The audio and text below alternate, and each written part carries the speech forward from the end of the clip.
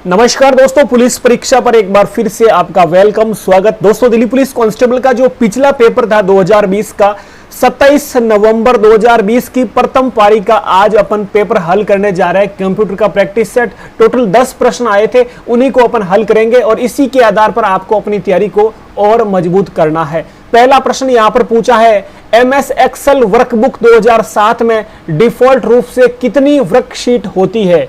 Option आपके सामने दे रखा है, अंदाजा लगाइए अपनी ओर से क्या हो सकता है।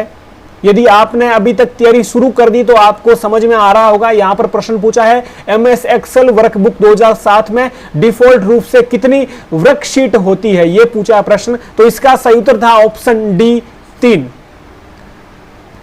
प्रश्न पहले का सही उत्तर हो जाएगा ऑप्शन डी 3। दूसरा प्रश्न यहां पर पूछ रहा है, MS वर्ड 2007 में 36 पॉइंट का फॉन्ट साइज 36 पॉइंट का फॉन्ट साइज कितने इंच के बराबर होता है? तो दोस्तों, ज्यादातर MS वर्ड MS एक्सेल से प्रश्न पूछे जा रहे थे उस समय। यहां पर प्रश्न पूछा है, MS वर्ड 2007 में 36 पॉइंट का फॉन्ट साइज कितने इंच के बराबर होता है? तो इसका सही उत्तर है ऑप्शन सी 0.5 इंच। ठीक है, तो इसका सही उत्तर हो जाएगा ऑप्शन सी 0.5 इंच। अगले प्रश्न पर चलते हैं। तीसरा प्रश्न यहां पर पूछा गया है, MS वर्ड 2007 में निम्नलिखित में से कौन सा मेनू बार का एक विकल्प नहीं है? MS वर्ड 2007 में निम्नलिखित में से कौन सा मेनू बार का विकल्प नहीं है? Insert, home, page layout. तो तीसरे का सही उत्तर हो जाएगा इंटरनेट है जो MS वर्ड 2007 में मेनू बार का विकल्प नहीं है, बाकी है जो मेनू बार के विकल्प है। इंटरनेट है जो ये इसका सही उत्तर हो जाएगा ऑप्शन सी।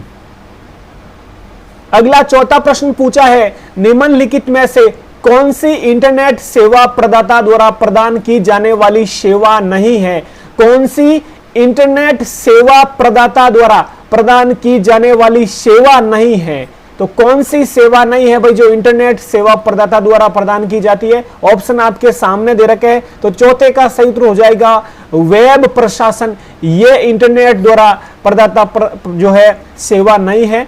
इसका बाकी है इंटरनेट एक्सेस, डोमेन नाम पंजीकरण, डायल अप एक्सेस, ये सब है जो इंटरनेट सेवा प्रदाता द्वारा प्रदान की जाने वाली सेवा है। वेब प्रशासन ये सेवा नहीं है। ये भी प्रश्न पूछा गया। अगले पांचवें प्रश्न पर चलते हैं। पांचवा प्रश्न दोस्तों थोड़ा जो है लैंग्वेज में बड़ा था, तो मैंने इसका जो है स्क्रीनशॉट लेकर ये आपके सामने पेश कर दिया। ये पांचवा प्रश्न जो उस पेपर में 55वां प्रश्न था, तो ये पूछा कि वेब ब्राउजर और उनके विक्रेताओं के संदर्भ में नीचे दिए गए विकल्पों में से कौन सा विकल्प सूची फर्स्ट व सूची सेकंड के साथ अच्छा मेल खाता है? तो ये ऑप्शन आपके सामने और प्रश्न यहां पर पूछ रहा है, सूची 1 में इंटरनेट एक्सप्लोरर, सफारी और सी मंकी। यहां पर है मोजिला फाउंडेशन, माइक्रोसॉफ्ट और एप्पल। तो कौन सा मेल सही खा रहा है ये आपको बताना है। तो पांचवें प्रश्न में यहां पर उत्तर सही है 2 नंबर। 2 नंबर बोले तो ये, यानी कि फर्स्ट को बी से मिला दो, ये फर्स्ट इसको मिला दो बी से। अगला है सेकंड को सी से मिला दो, ये सेकंड को मिला दो सी से, एप्पल से सफारी को। और अगला है 3 को ए से मिला दो, ये 3 को ए से मिला दो। तो इसका सही उत्तर हो जाएगा ऑप्शन 2। अब यहां पर आप देख लीजिए, इंटरनेट एक्सप्लोरर को माइक्रोसॉफ्ट से मिलाया है, सफारी को एप्पल से और सी मंकी को मोजिला से। पांचवे का सही उत्तर हो जाएगा 2 ऑप्शन। और ये है आपके सामने छठा प्रश्न। छठे प्रश्न में पूछा है, एक स्प्रेडशीट में सेल को एडिट करने के संदर्भ में दिए गए विकल्पों में से कौन सा विकल्प सूची फर्स्ट के मदों का सूची सेकंड के मदों के साथ सबसे अच्छा मिलान करता है? मतलब यहां पर दे रखी है कुंजी, जैसे एंटर, शिफ्ट टैब, एरो की, और इनको इनके साथ मिलान करना है। तो छठे का यहां पर सही उत्तर दे रखा है 1 नंबर। 1 नंबर बोले तो ये यहां पर, यानी कि फर्स्ट को बी से मिलाओ, ये रहा फर्स्ट, इसको बी से मिलाओ। क्या बोल रहा है? एंटर बोले तो आपको नीचे अगले सेल में जाता है, एंटर दबाते ही अपन अगली सेल में जाते हैं, बिल्कुल सही है। दूसरा है 2 को डी से, ये 2 और 2 को डी से मिलेगा, मतलब शिफ्ट प्लस टैब, यानी कि आपको बाईं और अगले सेल में ले जाता है ये टैब। ठीक है। अगला है 3 को ए से, ये रहा 3 और 3 को मिला दो अपन ए से, यानी कि टैब, और ये आपको दाईं और अगले सेल में ले जाता है। ठीक है, अगला है एरोज की। तो एरो की मतलब 4 को सी से मिलो, ये 4 और 4 को सी से, मतलब कि आपको एरो की दिशा में ले जाता है। तो इसका सही उत्तर ऑप्शन ए था दोस्तों। 6 प्रश्न कंप्लीट हो गए। 7वें पर चलते हैं। 7वां प्रश्न ये आपके सामने है। ये प्रश्न पूछा गया उस शिफ्ट में, एमएस वर्ड 2007 में किसी टेबल में निम्नलिखित में से कौन सा सेल अलाइनमेंट सेल को संरेखित करने का एक विकल्प नहीं है। ऑप्शन आपके सामने दे रखा है।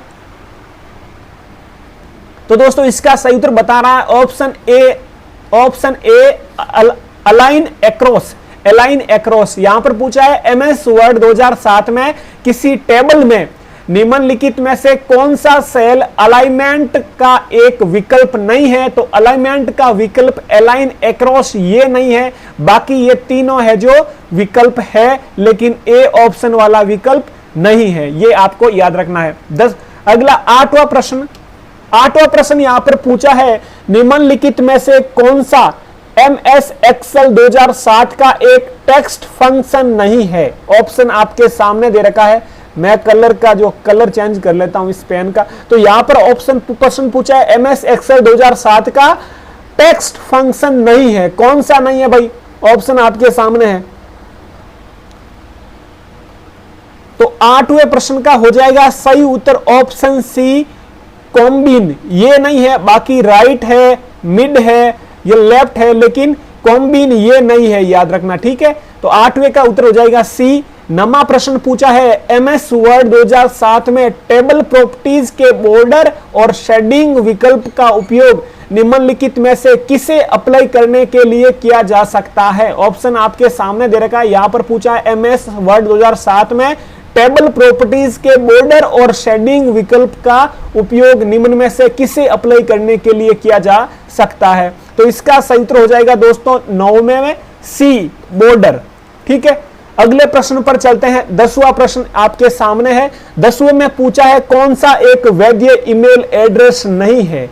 कौन सा ईमेल एड्रेस है जो सही रूप से नहीं अंकित किया है। तो पहला है जो सही है, यहां पर दे रखा है, दूसरा, तीसरा, लेकिन ये जो रिक्त स्थान वाला है ये सही नहीं है। तो इसका सही उत्तर था ऑप्शन डी।